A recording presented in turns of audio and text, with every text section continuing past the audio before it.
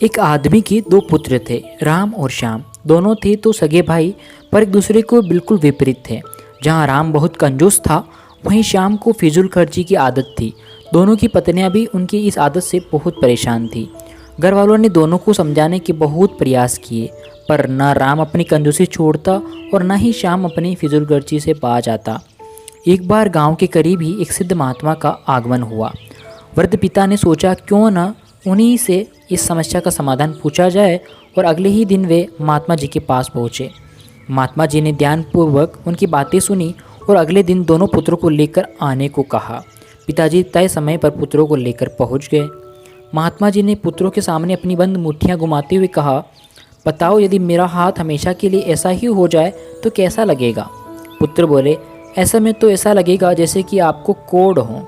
अच्छा, अगर मेरा हाथ हमेशा के लिए ऐसे हो जाए या खुला हो जाए तो कैसा लगेगा। महात्मा जी ने अपनी फैली हथेली दिखाते हुए कहा, जी तब भी यही लगेगा कि आपको कोढ़ है। पुत्र बोले।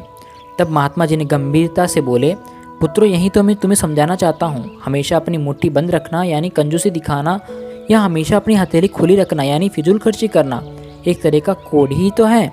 हमेशा मुट्ठी बंद रखने वाला धनवान होते हुए भी निर्धन ही रहता है, और हमेशा मुट्ठी खुली रखने वाला चाहे कितना भी धनवान हो, उसे निर्धन बनते समय नहीं लगता।